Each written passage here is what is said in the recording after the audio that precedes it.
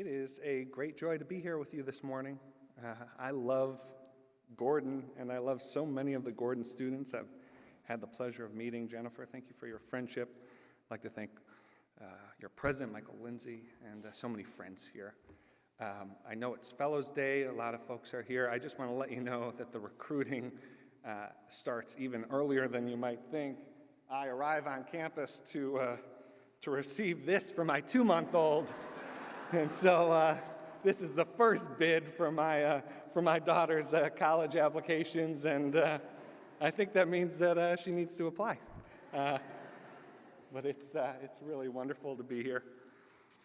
I look forward to reconnecting with some of the students and faculty I know and meeting new folks. Thank you for hosting me. I was asked to come here this morning to talk about civility, our fractious public square, and how we move forward as Christians and as a nation, and it's clear to see why. These are truly times of great division in our country. Allow me to catalog some of the more outrageous events of this modern political era. We, of course, remember the claims during our most recent presidential campaign where Hillary Clinton's supporters were called godless and characterized as those who walk in rags and sleep amid filth and vermin. Vicious personal epithets are even today leveled against President Trump, as one prominent New York lawyer called him a barbarian, a yahoo, and a gorilla. And it's not just words, of course. We know incivility reigns when just last year we saw 2 United States senators get into a knife fight on the Senate floor.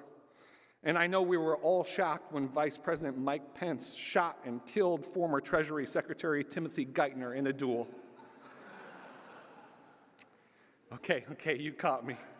I have not been entirely truthful. It was not supporters of Hillary Clinton who were said to walk in rags and sleep amid filth and vermin, but the supporters of George Washington. New York lawyers have called President Trump many things, but it was actually George Templeton Strong who called President Lincoln, not Trump, a barbarian and a yahoo. It wasn't a knife fight, but a caning that took place on the floor of the U.S. Senate when Representative Preston Brooks attacked Senator Charles Sumner in retaliation for Sumner's criticism of slaveholders, including a relative of Brooks. The official website, by the way, describes this event, this caning, as, quote, symbolic of the breakdown of reasoned discourse. I'll say, like that's an understatement.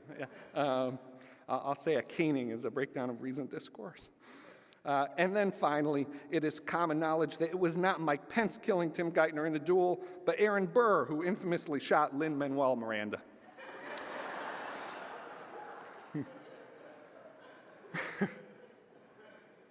Here's the point. Incivility in politics is not new. American politics and our culture has always been intertwined with and informed by personal animosities and egos. Millennials didn't kill some pristine record of civility in our politics, and neither did whatever generation you are. I'm a millennial. I don't care about any other generation outside of my own. Yet we can be careful not to romanticize the past while also not downplaying the danger in our present. Something has changed. Social science makes it clear, but even if it didn't, we feel it in our own lives. This morning, I want to offer some thoughts on the value and misuse of civility in times of injustice, the character of our incivility and what so often justifies it, and how we might root a resurgence of civility today. Civility is what philosopher and former president of Fuller Seminary, Richard Mouw, called public politeness. It amounts to a set of norms that make up a code of public decency. In politics, civility shows itself in respect for disagreement and the right to express it.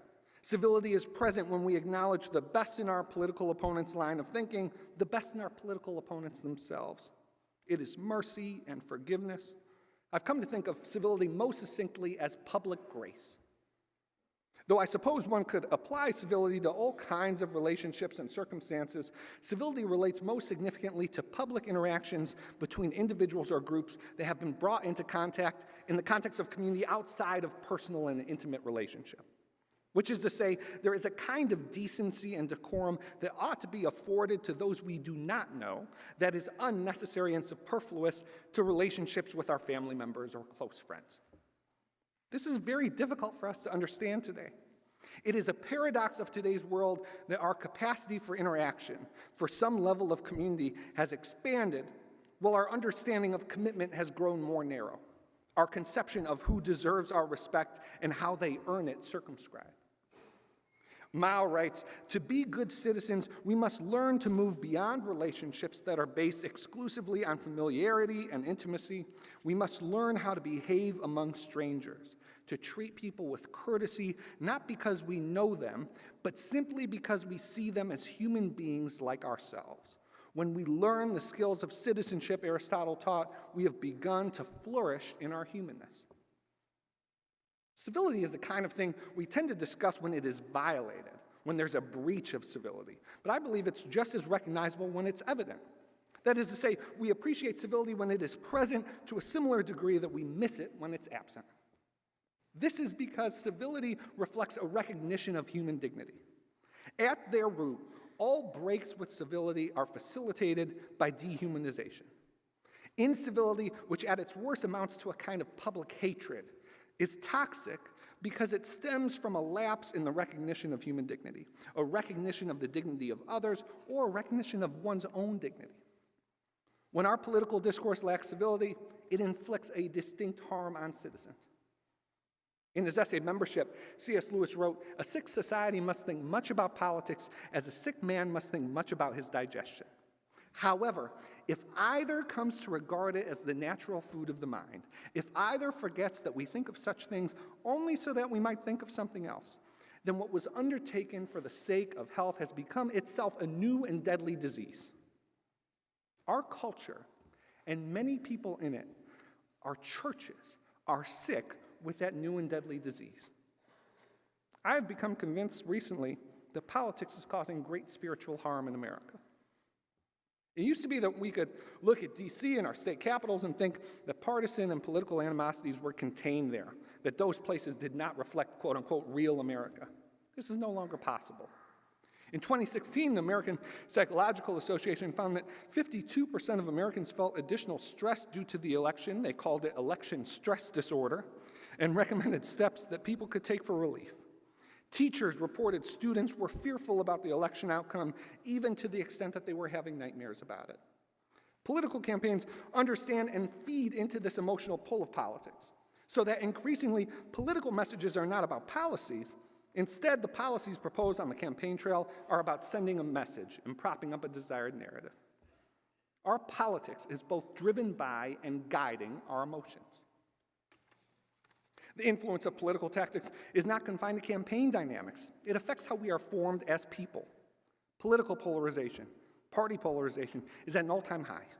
Instead of our values influencing our politics, our political circumstances are shaping our values.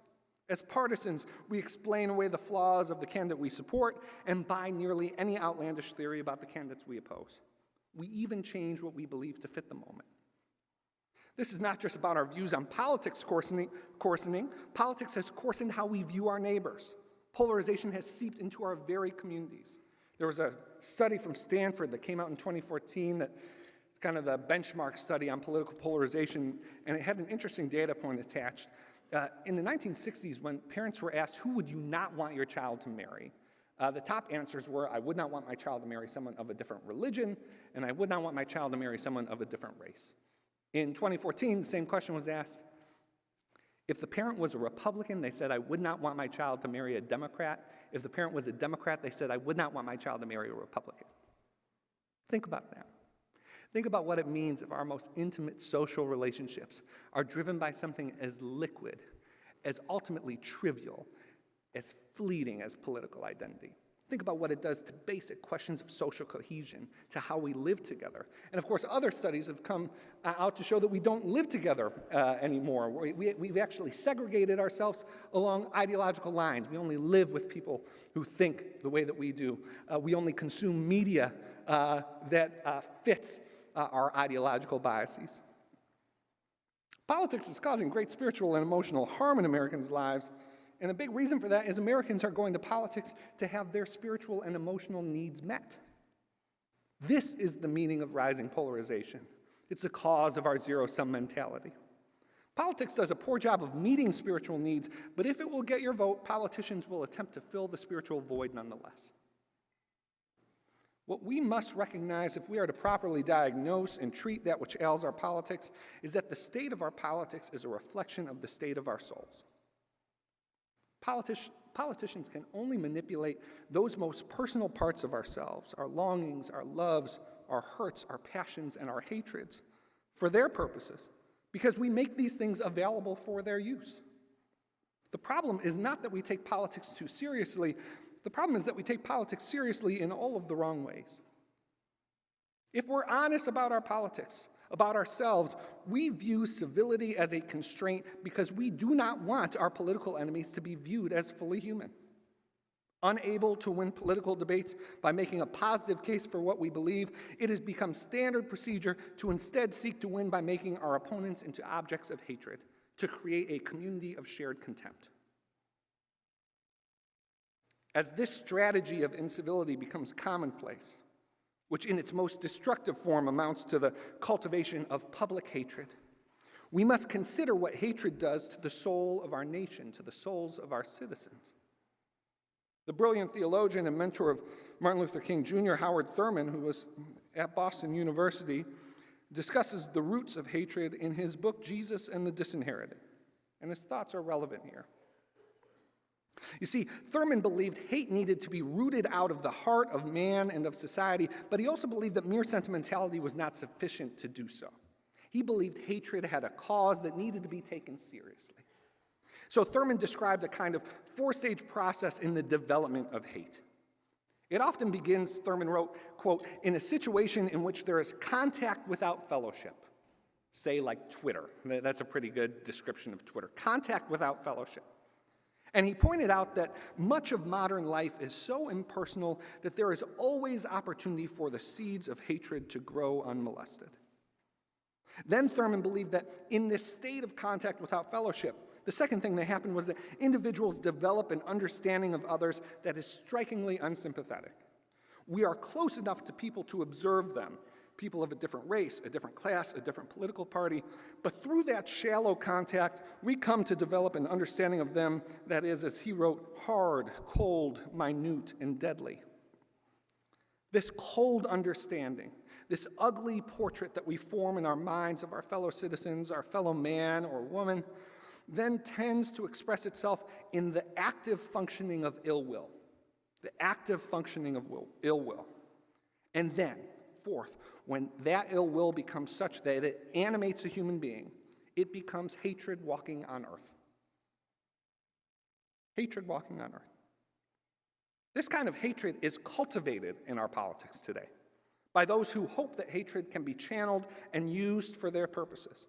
Because here's the thing, you can organize people based on common hatreds. You can raise money off of promises that you hate the same things and the same people that they hate. As Thurman writes, a distinct derivative from hatred's contribution to self-realization, when self-realization is established as a rallying point for the personality, is the tremendous source of dynamic energy provided.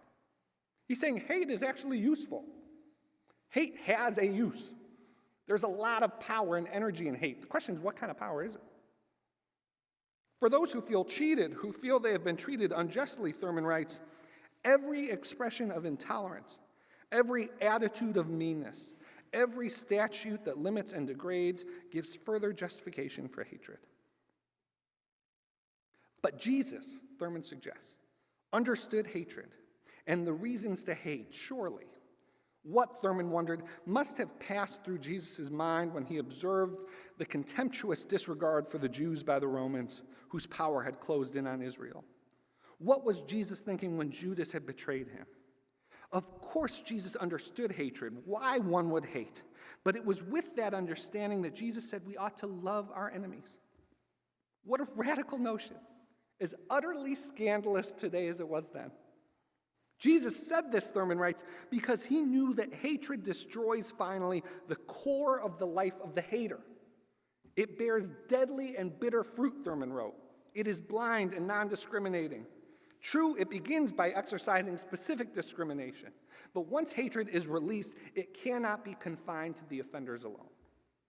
Thurman continued, hatred does not know anything about the pressures exerted upon the weak by the strong. It knows nothing about the extenuating circumstances growing out of a period of national crisis that makes it seemingly necessary to discipline men in hatred of other human beings. The terrible truth remains. The logic of the development of hatred is death to the spirit and disintegration of ethical and moral values. Thurman concluded, Jesus rejected hatred. It was not because he lacked the vitality or the strength. It was not because he lacked the incentive. Jesus rejected hatred because he saw that hatred meant death to the mind, death to the spirit, and death to communion with his Father. Hatred is deadly. It's deadly to our souls. It's deadly to our politics and our public life. So I want to move into closing section with just a few thoughts on perspectives we can bring to politics in our public lives that will push back against this public hatred and help us choose a different direction. First perspective that we can bring to our political discourse is that we enter the public in order to help people. It is really striking to me how quickly, how easily, how subtly we can slip into treating that which concerns the public into that which only concerns us as individuals. This is where incivility gains leverage, because we forget that politics is a shared project, and instead treat politics as a personal enterprise, disagreement as a personal affront. My friend John Tyson, who serves as a pastor in New York, recently observed the use of violent language when describing personal successes. This violent language is pervasive in our politics as well. She smashed his argument. He killed in that debate. Democrats were crushed in the last election. How have we lost sight of the people in our politics? When our politics is unmoored from its impact on people, then it becomes merely a competition, a forum for self-aggrandizement and the expression of partisan animosities. Citizenship calls us to engage differently. Here's an example of what I'm talking about. When the Apostle Paul was writing to the Galatians, he was addressing a community that was in deep disunity. Paul had helped form the Galatians through his teachings, but they were straying from their foundational commitments. Sin, false teachers, and parochial motives and interests were creating, well, polarization. Paul is writing to a textbook polarized community. Paul's letter to the Galatians then represents an attempt to speak clarity into the conflict and help the community reform around its foundations. And it was into this polarized environment that Paul instructs them to do something radical, something completely contrary to everything that polarization promotes. He tells them that they ought to carry one another's burdens, and in this way you will fulfill the love of Christ. Paul's command shows no favoritism. His call is not to one group only, to those with power or without it, or even solely to the strong or to the weak. Everyone together is part of a community as children of the same God, and therefore they ought to carry one another's burdens. A nation is a different sort of community, but it is a community. The call to carry another's burden is an extraordinary one, but these are extraordinary times. In our increasingly polarized nation, when many elected officials and their strategists believe they need to listen only to those who already agree with them, we must carry our neighbors' burdens into politics with our own. We must ensure that those we disagree with are heard as well. Political engagement motivated by service is much more likely to support civility. When we enter into the public square, our goal is not to win, but to come alongside our fellow Americans, those in our community, in pursuit of the truth and in pursuit of a shared way forward. Howard Thurman was right to describe hatred as tied to ill will. The philosopher Dallas Willard defines love as to will the good of another. That's a definition of love. To love someone means to will their good. We push back on a politics of hatred, of ill will, when we decide to place all we do under the jurisdiction of love. Our public activity is oriented toward willing the good of others. But even here, there are pitfalls. So that as we enter the public square to serve, we must have our service tempered by a cultivated humility about our capacity to serve well, to know what is right, to know what is truly actually helpful. Incivility often stems from a loss of patience with our neighbors, an indignation that they do not yet and may never see the world as we do.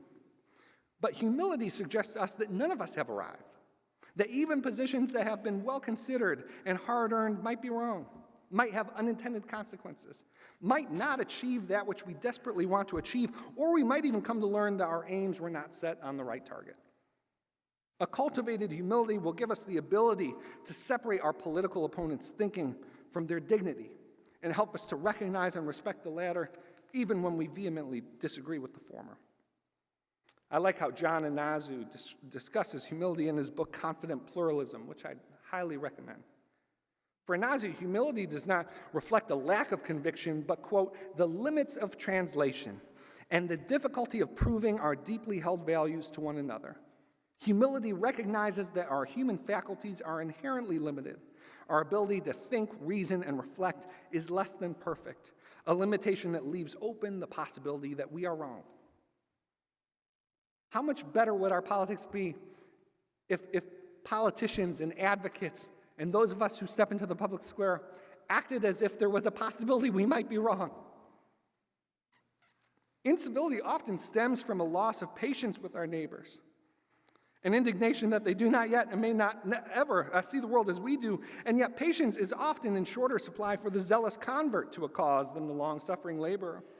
I've noticed in my time in politics that, contrary to what one might assume, it is not the person who is most vulnerable who is the most vitriolic, not the person who has come up against resistance and persevered for what they believe to be right who is most bitter, but the person for whom these issues is primarily emotional, the person who is trying to prove their commitment rather than just be committed. This is one of the differences between the justice warrior and the justice worker. The person who has advocated for an issue for a long time is able to track progress that has been made, is aware of the various points of disagreement, and understands the terrain. The recent convert is often battling self-hatred that it took him so long to, quote, see the light, and can take that out on those who have yet to see it for themselves. I've arrived, when will you, they seem to say. Humility suggests to us that none of us have arrived. Again, that even positions that have been well considered and hard-earned might be wrong. So a spirit of service, humility, and then I want to point to hope and a belief in something that is ultimate beyond ourselves. Hope has been derided as too esoteric, too ethereal for our very practical challenges, but this amounts to a fundamental misunderstanding of hope. I don't have time now to recount the case for hope that I make in my book, but allow me to point to just one example of how hope is a resource for practical life, including civility. There's a document I found a few years ago signed by Reverend Martin Luther King Jr. It was prepared for those who would be participating in the integration of buses in Montgomery, Alabama. In anticipation of a Supreme Court mandate ordering the integration of buses, King, who was then president of the Montgomery Improvement Association, suggested that this would, quote, place upon us all a tremendous responsibility of maintaining, in face of what could be some unpleasantness, a calm and loving dignity befitting good citizens. The document goes on to make general recommendations, like, quote, not all white people are opposed to integrated buses except goodwill on the part of many. Or another, in all things observe ordinary rules of courtesy and good behavior. And then listen to this.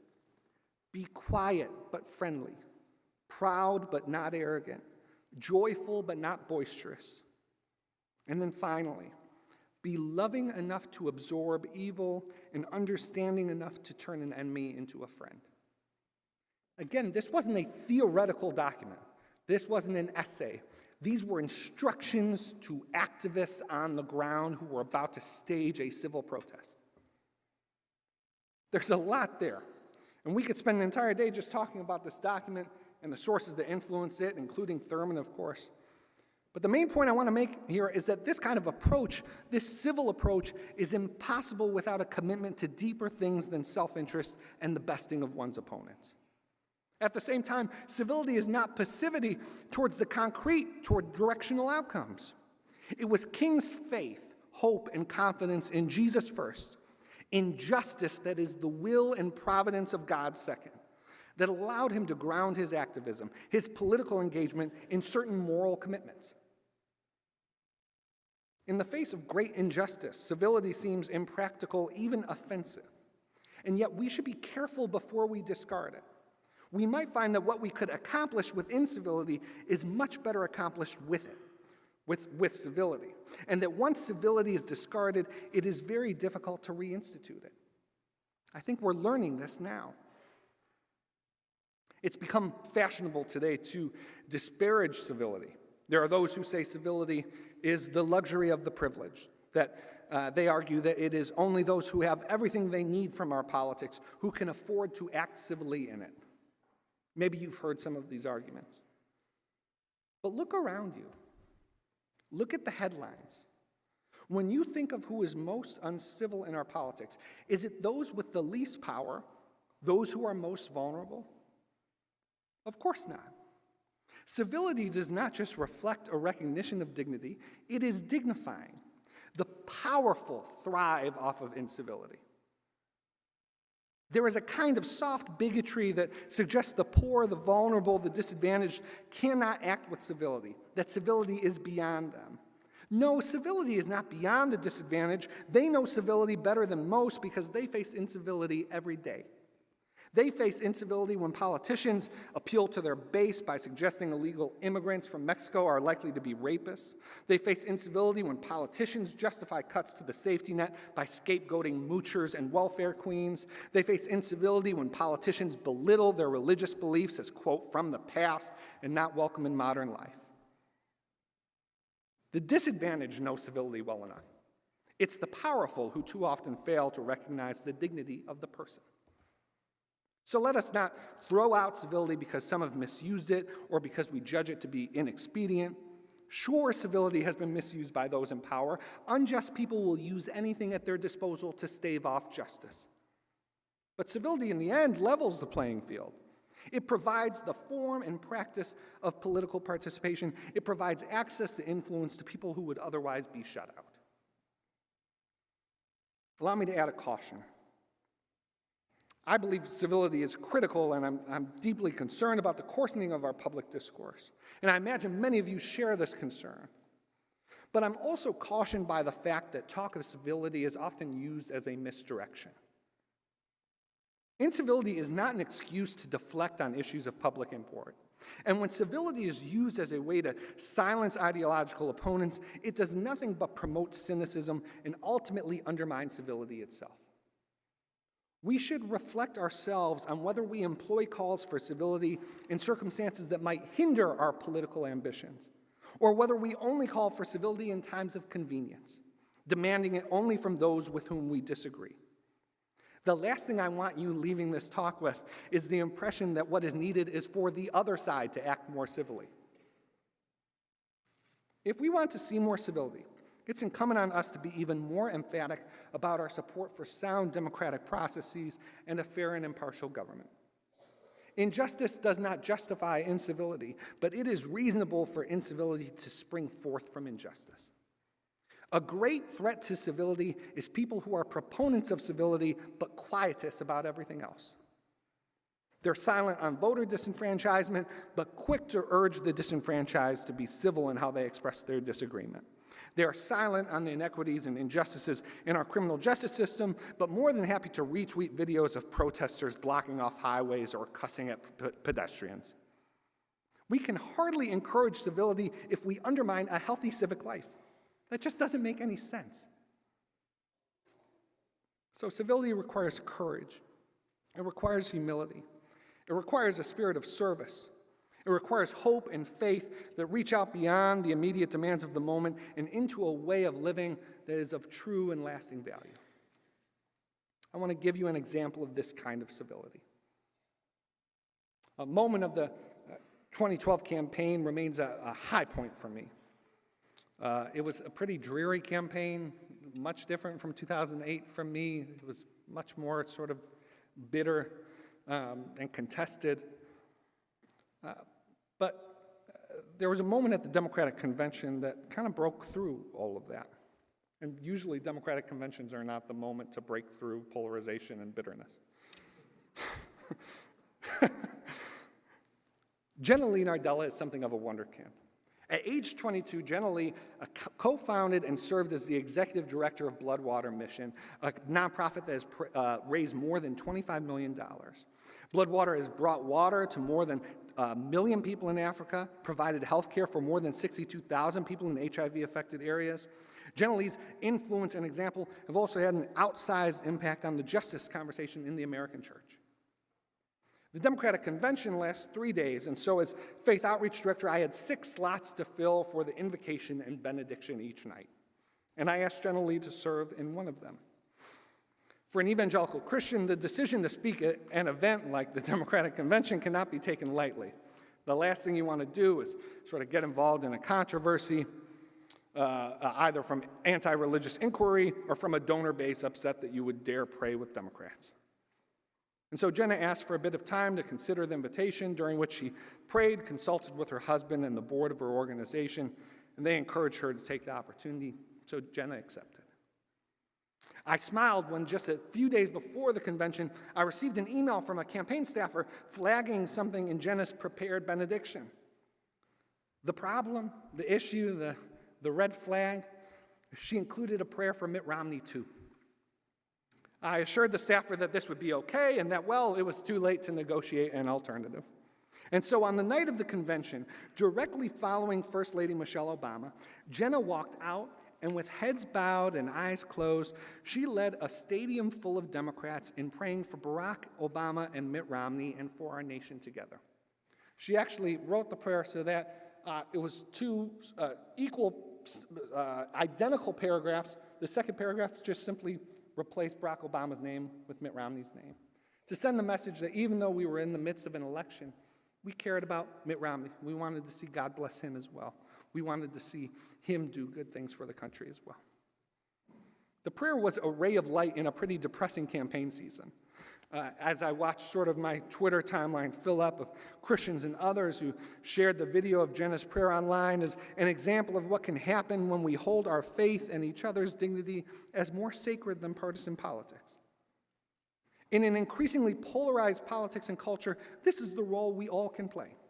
We can take risks in the political arena to affirm that some things are more foundational than partisan politics. And when we see others do so, we can support them as they face people who do not understand. What Jenna taught us that evening was that politics can be about more than winning. I'll close with this. In 2010, I had the great honor of working with President Barack Obama on his address to the National Prayer Breakfast, an annual event. I believe the National Prayer Breakfast will just be taking place in a couple weeks in Washington, D.C. We were in the middle of the healthcare debate. Polarization and the centrality of partisan identity were reaching new heights. And yet the president wanted to bring a message to the prayer breakfast about what we could still do together if we wanted to, if we chose to. So he went to the prayer breakfast and he talked about his friendship with Republican Senator Tom Coburn that was forged in intimate moments in the Senate Bible study. He spoke of citizens willing to step outside of their comfort zones, their prescribed tribes, and see the merit in others' arguments, whether it was conservative pastors who advocated for immigration reform because they believed their faith required it, or progressives who were willing to look at the social science and acknowledge that poverty would never be eradicated through government programs alone, but also through strong families and time-tested values. In that 2010 speech, which you can look up, President Obama offered these thoughts about civility and reconciliation in our divided times. He said, "Surely we can agree to find common ground when possible, parting ways when necessary. But in doing so, let us be guided by our faith and by prayer. For while prayer can buck us up when we are down, keep us calm in a storm, while prayer can stiffen our spines to surmount an obstacle, and I assure you I'm praying a lot these days," he said as an aside, he said prayer can also do something else. It can touch our hearts with humility. It can fill us with a spirit of brotherhood. It can remind us that each of us are children of an awesome and loving God. Each of us are children of an awesome and loving God. The presence of civility is a reminder to our fellow citizens that we are invested in this project of self-governance together, that their dignity warrants some basic level of decency as we enter into the public square for our shared benefit, even if we disagree on what that entails. That we are, each of us, children of an awesome and loving God. Civility does not answer all of our problems. It is no panacea. Civility will not erase injustice, but it helps provide a framework for doing so. It helps create a framework for politics that is about more than the acquisition of power and the reckless use of that power. It helps to constitute a vision of a politics of love, oriented toward the good of others. What a blessing it would be to our neighbors and to our nation if that was the kind of politics we built together. Thank you.